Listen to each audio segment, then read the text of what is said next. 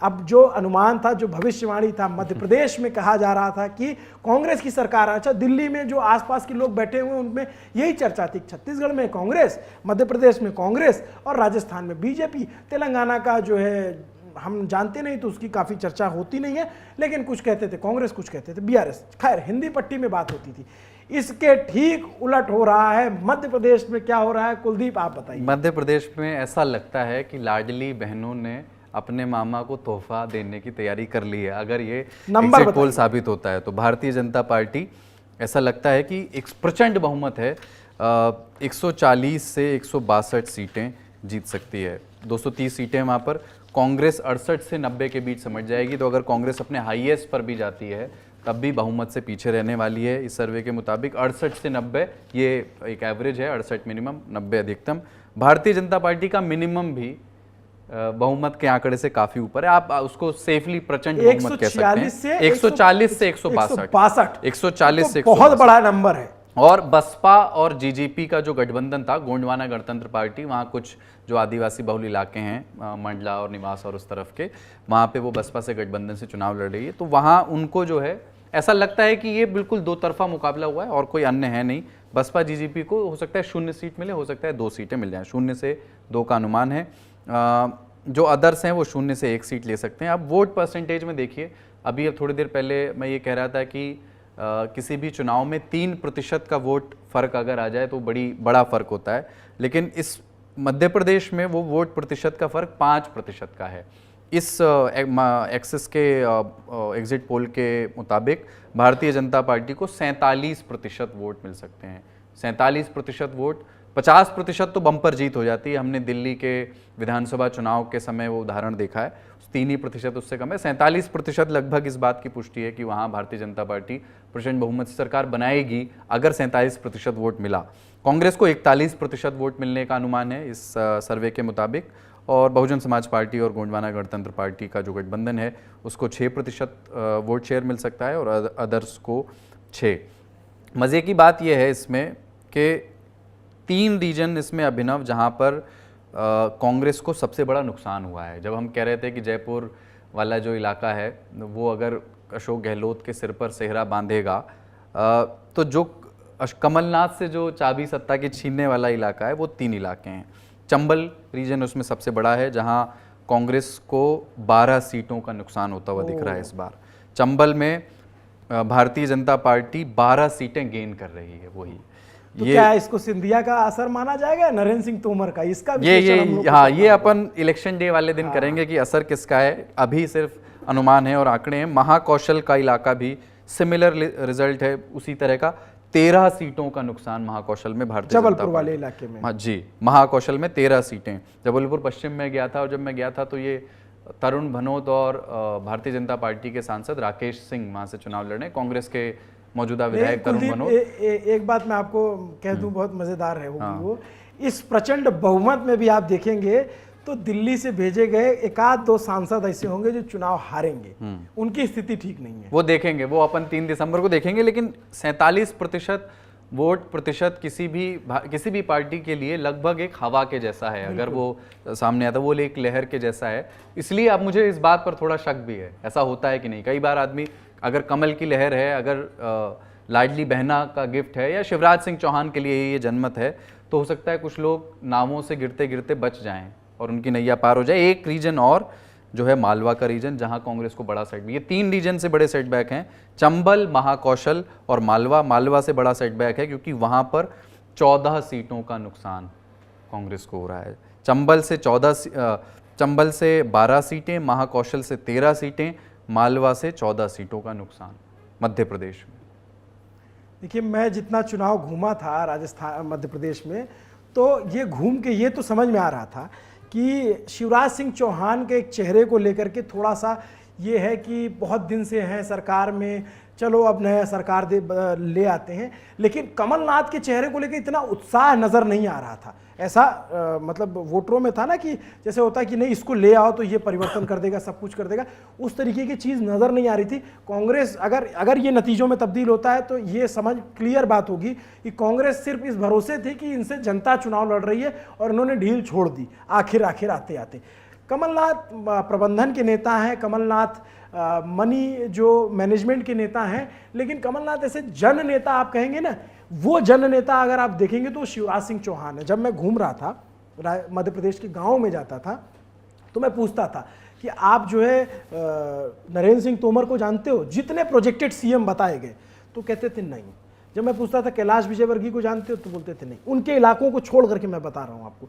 जब मैं पूछता था कि इस नेता को जानते हो, फग्गन सिंह कुलस्ते को, प्रहलाद पटेल को, या गणेश सिंह या रीति पाठक, ये तमाम जो सांसद भेजे गए नहीं जानते। किसको जानते हैं? शिवराज सिंह चौहान को। तो अगर ये नंबर आता है कुलदीप ना 162 और 140 वाला, तो ये आप ये मत समझिए कि इसको लाडली बहनों ने जिताया है, क्योंकि ये लाडली बहन के पार का मामला है कि भांजों और भतीजों ने भी जिताया है ये। मतलब अगर उसका फायदा मिल रहा है तो लाडली बहनों ने ना सिर्फ अपना वोट दिया है, बल्कि अपने आदमी और अपने परिवार का भी वोट बीजेपी को दिया। ऐसा है कि जब लाडली बहना का पैसा आता है ना, तो उसको इस तरह से देखिए कि वो बहन का ही पैसा नहीं होता है, घर में पैसा आता है ना। तो वो अकाउंट में जो पैसा आता है वो घर, मतलब प्राइमरीली वो महिला के इस्तेमाल के लिए होता है, लेकिन जब घर में पैसा आता है तो वो एक घर के वोट को प्रभावित कर सकता है।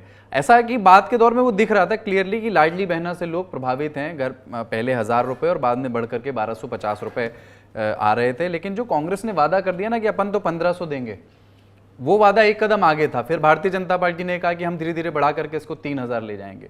वो एक स्पर्धा मैनिफेस्टो की वहां पर देखी, जिसकी बात कहते हैं फ्री रेवड़ी, और चुनाव उसी के दम पे जो है लड़ा जा रहा है। लेकिन दिलचस्प ये है कुलदीप, अगर ये नतीजे आते हैं तो ये अपने आप में बहुत बड़ी जीत होगी, और फिर सवाल होगा कि किसकी जीत है ये शिवराज सिंह चौहान के चेहरे की जीत है, या देखिए मैं उतना वरिष्ठ नहीं हूँ, इतना वरिष्ठ पत्रकारों जितना आकलन कर सकूं, लेकिन मैं पिछले चुनाव में जब हम नेता नगरी में लाइव थे तब भी मैंने ये बोला कि बीजेपी ने एक गेम तो बड़ा ज़बरदस्त खेला है कि ग्वालियर वाले को लग रहा है कि ज्योतिरादित्य सिंधिया या नरेंद्र तोमर मुख्यमंत्री बन सकते हैं, उधर आदिवासी बेल्ट को लग रहा है कि फग्गन सिंह कुलस्ते पहला आदिवासी मुख्यमंत्री आ सकता है, या उधर लग रहा है कि प्रहलाद सिंह पटेल बाजी मार जाएंगे। इंदौर की तरफ को लग रहा है कि नहीं, अब की बार तो कैलाश भैया का नंबर है, और वो खुद भी कहे कि पार्टी ने बड़ी जिम्मेदारी देने के लिए भेजा है, या फिर शिवराज सिंह चौहान सतत रहेंगे। तो सबको लेकर के एक मोटो दे दिया, एक मिशन दे दिया कि तुम्हारा नेता मुख्यमंत्री होगा। तो हो सकता है कार्यकर्ता इससे चार्ज हो गए हो, और अगर ये जो तीनों राज्यों के एग्जिट पोल दिख रहे हैं कुलदीप, अगर ये नतीजों में तब्दील होते हैं तो आप ये समझ लीजिएगा कि अब इस देश का चुनाव महिलाएं तय करेंगी, और महिलाएं ही जिस दिशा में ले जाएंगी उधर जाएगा। क्योंकि अगर लाडली बहन का फायदा इनको शिवराज सिंह चौहान को मिलता है, तो जो अशोक गहलोत ने योजनाएं चलाई, वहां पे महिलाओं को जो किट मिला, जो मोबाइल मिला, उसका फायदा निश्चित ही अशोक गहलोत को भी मिला। इस बार राजस्थान ने कांग्रेस में और भी एक कदम आगे जाकर के महिलाओं के लिए 12,000 रुपये साल में उनको देने का वादा भी किया है, जिसको गोविंद सिंह डोटासरा ने जगह जगह जाकर खूब प्रचारित भी किया है जब मैं उनकी सीट पर था। अब इसमें ना वोट प्रतिशत देखिए क्षेत्र, अलग अलग क्षेत्रों के हिसाब से भोपाल में भारतीय जनता पार्टी जनरली अच्छा करती है। इस बार हालांकि ये जो अनुमान है उसमें 2 सीटों का भोपाल में भारतीय जनता पार्टी को नुकसान होता दिख रहा है, पर वोट प्रतिशत देखिए 2 इलाकों में वो 50% से ऊपर है। एक भोपाल जहां 51% वोट इस सर्वे के हिसाब से भारतीय जनता पार्टी को मिल सकता है, और दूसरा है मालवा जहां 51%। तो जब एक पार्टी को 51% मिल जाता है तो दूसरी पार्टी 40-41 के अल्ले पल्ले निपट जाती है, जो एक बड़ा गैप पैदा कर देता है। एक जगह और है जिसका उस समय कम जिक्र हुआ, निमाड़ रीजन का। निमाड़ में भारतीय जनता पार्टी को 6 सीटों का फायदा हो रहा है और कांग्रेस को 4 सीटों का नुकसान हो रहा है। वोट प्रतिशत में निमाड़ में भारतीय जनता पार्टी 48% पर है। मतलब ये एकदम, ये जो आदिवासी बेल्ट है वहां पे 48% और कांग्रेस 45%। तो ऐसा लगता है चुनाव के बाद इसका बेहतर एनालिसिस हो पाएगा। पर जब हम सभी छत्तीसगढ़ और राजस्थान और मध्य प्रदेश तीनों जगहों पर आदिवासियों की ठीक ठाक आबादी है, जब हम इन तीनों जगहों के चुनावों के टेक अवेज निकालेंगे तो हो सकता है कि हम ये पाएं कि आदिवासी भारतीय जनता पार्टी पर अब भरोसा जताने लगे हैं। उसके कई फैसले उसके पीछे उसके रीजन हो सकते हैं। भरोसा तो जता रहे हैं पिछले कई सालों से, तभी तो बीजेपी वहां पे जीतती आती है। निमाड़ के इलाके में तो बीजेपी का अच्छा प्रदर्शन रहा है। जैसे गुजरात के आदिवासी इलाके में जो है बीजेपी को कम, निमाड़ में भी भारतीय जनता पार्टी को 6 सीटें पिछली बार वो जीती थी। हाँ। इस बार 12 जीत रही। मैं ये नहीं कह रहा हूँ कि पहले आदिवासियों का समर्थन नहीं मिलता था, पर उसमें एक बड़ा चंक कांग्रेस लेकर के जाती थी। आदिवासी लेकिन ट्रेडिशनली अगर पूरे ये देश में नंबर कांग्रेस का आता वो माना है जाता है। 162 140 वाला, तो बड़ा सवाल होगा कि मुख्यमंत्री कौन होगा, क्योंकि पत्र तो मोदी जी अपने नाम का लिखे थे, एमपी मांगे मोदी का जो स्लोगन था वो था। अब इसमें लॉटरी किसकी लगेगी? शिवराज सिंह चौहान का ये नंबर शिवराज सिंह चौहान को खुशी देने वाला है या टेंशन देने वाला है, ये भी सवाल है। लेकिन है बड़ा दिलचस्प, क्योंकि ये दिल्ली के जो तमाम पॉलिटिकल पंडित हैं, ये तीनों राज्यों के जो एग्जिट पोल अब तक आए हैं, ये उनकी कल्पना से परे के एग्जिट पोल हैं। वो ये एक तरीके से फिक्स मान लिया गया था कि मध्य प्रदेश में कांग्रेस, छत्तीसगढ़ में कांग्रेस और राजस्थान में बीजेपी, ये तीनों जगह पे एक्सिस माई इंडिया का जो एग्जिट पोल है, इसने तीनों जगह का अलग सिनेरियो पेश किया। और ये अगर नतीजों में तब्दील हुआ तो यकीन मानिए कि कई पॉलिटिकल पंडितों को फिर से बैठ के सोचना पड़ेगा, फिर से चुनाव को समझना पड़ेगा। चूँकि हम लोग ज़मीन पे घूम रहे थे तो हमें थोड़ा बहुत ये समझ में आ रहा था कि हाँ, लड़ाई बहुत अच्छी है। जिन इलाकों में जाते हैं, मुद्दों को समझने की कोशिश, जातीय उसको पकड़ को समझने की कोशिश करते थे, तो यही समझ में आता था कि चुनाव राजस्थान का तो टफ है। खासकर कि जब मैं राजस्थान घूम रहा था तो मध्य प्रदेश में कुलदीप भी थे, मैं भी थे। तो जब मैं ग्वालियर चंबल संभाग में कुलदीप ज़्यादा घूमा, तो वहाँ पर पिछली बार कांग्रेस ने स्वीप किया था। अगर इस बार कांग्रेस वहां स्वीप नहीं कर रही है तो इसका मतलब है कि कांग्रेस को नुकसान है। और अगर वहां नुकसान है तो जो बाकी रीजन है, क्या वहां फायदा है? कुछ लोग कह रहे थे विंध्य में फायदा हो सकता है। विंध्य में क्या रिजल्ट है? विंध्य क्या मैं निकालता हूं तब तक। विंध्य में अगर इनको विंध्य में भी फायदा नहीं हुआ तो इसका मतलब है कि बीजेपी के खिलाफ जो एंटी इंकम्बेंसी बताई जा रही थी वो उस तरह की थी नहीं, वो सिर्फ हवा में थी, वो सिर्फ नारों में थी, और वो नतीजों में एग्जिट पोल के अनुमान में नहीं दिख रही।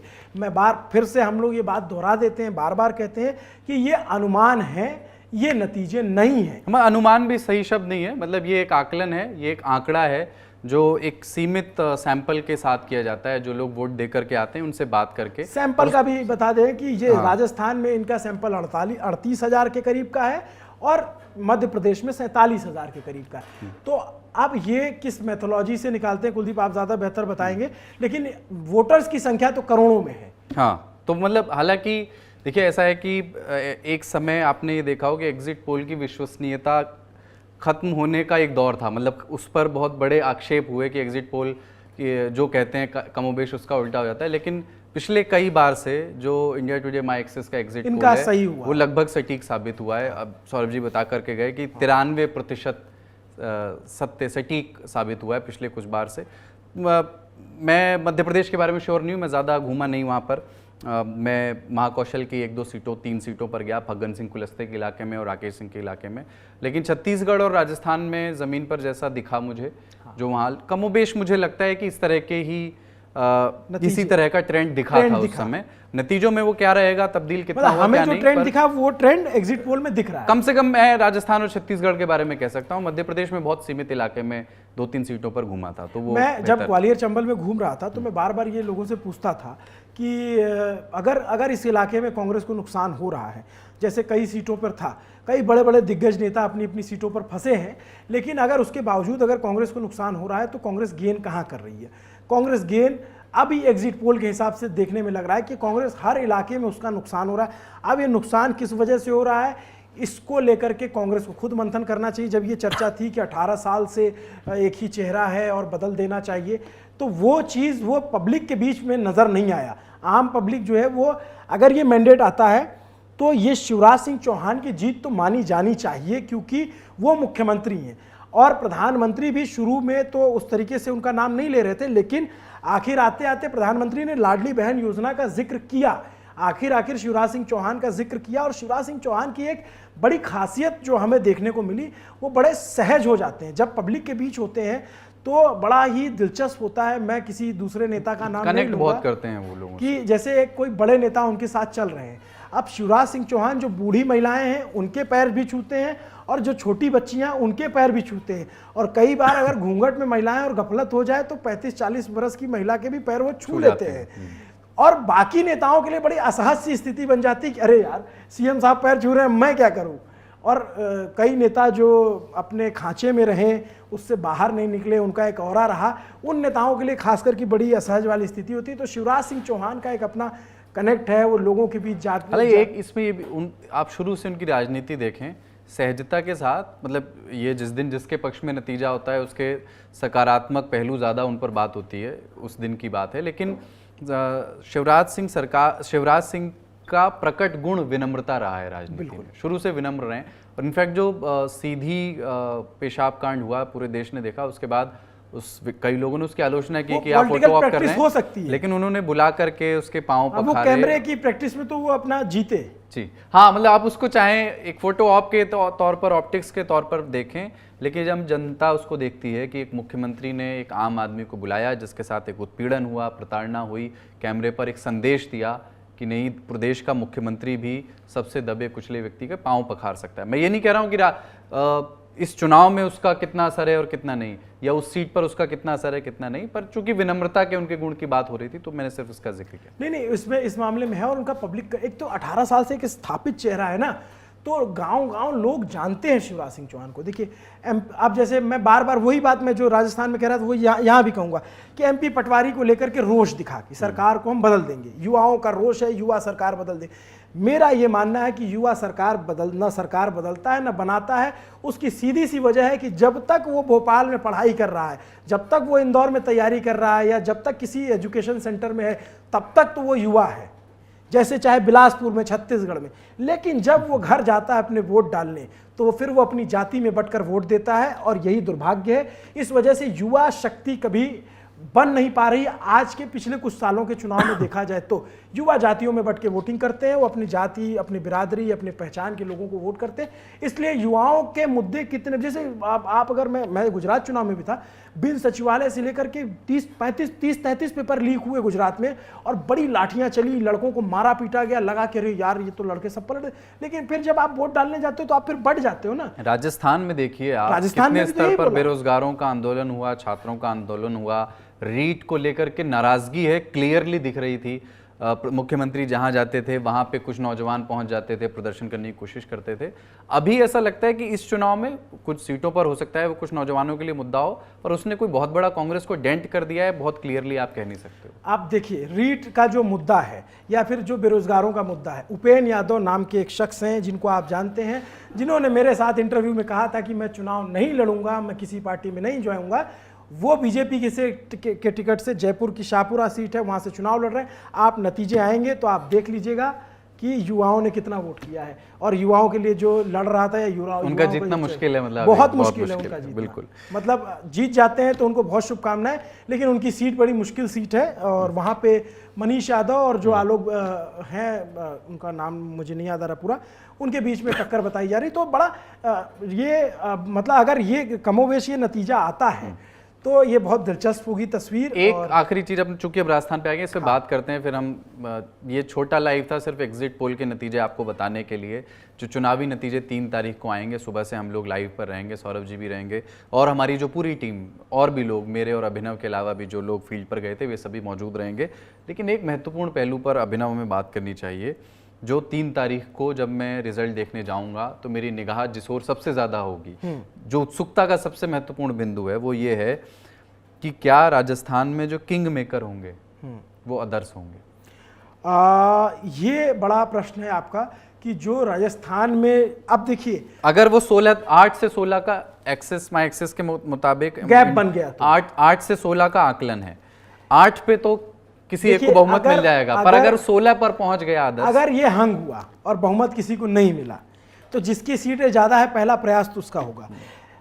लेकिन मैं आपको राजस्थान के बारे में ये बता सकता हूं कि मान लीजिए कि अगर 92 सीटें, फर्ज के लिए मैं बता रहा हूं कि 92 सीटें MP, जैसे MP में हुआ, MP में बहुमत का आंकड़ा है 116, अगर 110 सीटें कांग्रेस किया जाए और 109 सीटें बीजेपी की आए, तो डैम श्योर है कि बीजेपी सरकार बना लेगी। राजस्थान में ऐसा नहीं है।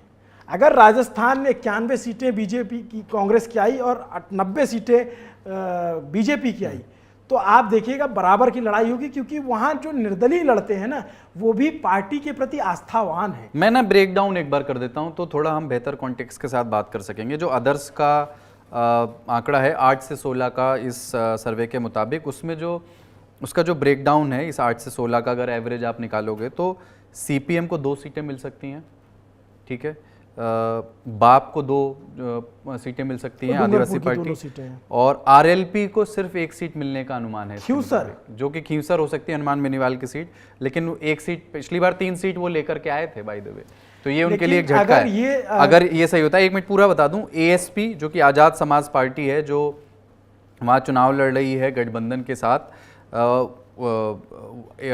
उसको 2 सीट मिल सकती हैं। अच्छा, एएसपी को, तो क्योंकि एएसपी के टिकट पर तो आप बेनीवाल के खाते में ही जोड़ दीजिए, बिल्कुल। हाँ। बेनीवाल खाते में, और इंडिपेंडेंट जो हैं, जो किसी पार्टी के निशान के साथ नहीं लड़ रहे, हाँ, इनमें सबसे बड़ी संख्या उनकी है, उनको 7 सीट्स मिल सकती हैं। अब ये इंडिपेंडेंट किधर जाएंगे, ये इसमें आप सीपीएम जोड़ दीजिए 2, बाप जोड़ दीजिए 2, आरएलपी 1, और बाप किसी के साथ भी जा सकती है जिसकी सरकार बनती नजर आए। सीपीएम वैचारिक तौर पे कांग्रेस की तरफ नहीं, वो है इंडिया अलायंस का भी हिस्सा है, वो जाएंगे। हाँ। अब जो आप कह रहे हैं कि आरएलपी और एएसपी ये भी कांग्रेस की तरफ जाने के ज्यादा चांसेस हैं। अब रहा सवाल निर्दलियों का, तो मैं उसी पे बात कर रहा था। निर्दलीय 7 निर्दलीय जो है ना कुलदीप, वहां पे निर्दलियों की भी अपनी आस्था है। वो पार्टी से टिकट जरूर नहीं मिला है, पार्टी के खिलाफ नहीं बोलते हैं, वैचारिक रूप से वो पार्टी के साथ ही हैं। आप देखिए पिछली बार निर्दलियों के गेम से ही अशोक गहलोत ने अपनी सरकार बनाए रखी। अब जैसे सुरेश टाक हैं, वो किशनगढ़ सीट से जीतते हैं, अजमेर की पिछली बार जीते थे, इस बार भी अच्छी स्थिति में चुनाव लड़ रहे हैं। अगर वो जीतते हैं तो आप उसको अशोक गहलोत के कोटे में जोड़कर चलिए। अगर रविंद्र सिंह भाटी चुनाव जीतते हैं शिव से, तो आप उनको बीजेपी के कोटे में जोड़कर चलिए। फतेह मोहम्मद जीतते हैं तो आप उनको कांग्रेस के कोटे में जोड़कर चलिए। यूनुस खान अगर डीडवाना से जीतते हैं तो उनको कहाँ जोड़ना है वो आप बताइएगा, वो उनका वो देखना है। यूनुस खान का ऐसा है कि यूनुस खान के बारे में बता दें, जो लोग चंद्रमान आख्या जीते तो बीजेपी की तरफ। यूनुस खान कहाँ जाएंगे ये मालूम नहीं है, मतलब बहुत ऐसा लगता नहीं कि वो कांग्रेस में चले जाएंगे। यूनुस खान को भारतीय जनता पार्टी से टिकट वहाँ आइडियली वहाँ लोग ये कहते हैं कि देना चाहिए था, वो वसुंधरा राजे के बहुत करीबी हैं, पर यूनुस खान को टिकट नहीं मिला। वो निर्दलीय चुनाव लड़ रहे हैं डीडवाना से।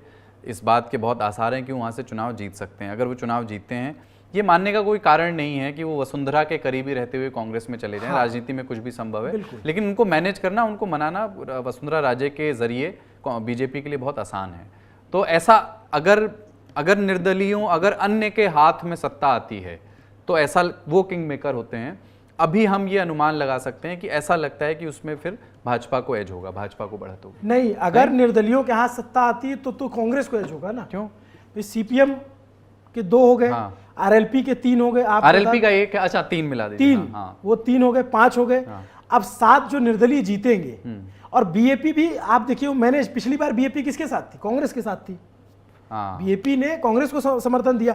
अब उसके बाद बीएपी को आप मान लीजिए एक ऑपरेशन कमल ना हो जाए। नहीं, मैं क्या कह रहा हूं कि ऑपरेशन कमल तो पिछली बार भी हुआ, 2 बार कोशिश हुई, लेकिन वो जो वहां पे उसमें भी फाइट है। लेकिन अगर आप लगभग देखिए, आप बचते हैं निर्दलीय, तो वो डिपेंड करेगा कि किसका निर्दलीय जीत के आया है। तो जो शिव वाले हैं वो भाजपा के साथ हैं, आख्या साहब। लेकिन शिव में कौन सा निर्दलीय जीतेगा? फतेह मोहम्मद जीतेंगे या रविंद्र भाटी जीतेंगे? ठीक है, मुझे लगा रविंद्र भाटी मान के चल रहे हैं आप, इसलिए। नहीं, मैं ऐसा किसी के लिए नहीं मान सकते ना। चुनाव जहां चतुष्कोणीय मुकाबला हो, अमीन खान भी जीत सकते हैं वहां पे, स्वरूप चतुष्कोणीय है, जालम खान भी जीत सकते हैं। नहीं, जालम खान नहीं, मैं जालम खान की बात नहीं कर रहा हूँ। स्वरूप सिंह जो बीजेपी के कैंडिडेट हैं और अमीन खान जो कांग्रेस के कैंडिडेट। आप सिंबल को क्यों भूल जा रहे हैं? सिंबल भी तो लड़ाई में है, उसका तो वोट फिक्स होता है। ठीक है, तो मजा आएगा। ये तय है कि राजस्थान के चुनाव और छत्तीसगढ़ के भी चुनाव, इन दोनों प्रदेशों के चुनाव नतीजे देखने में आनंद आएगा। अभी मध्य प्रदेश का भी देखने में उतना ही आनंद आएगा।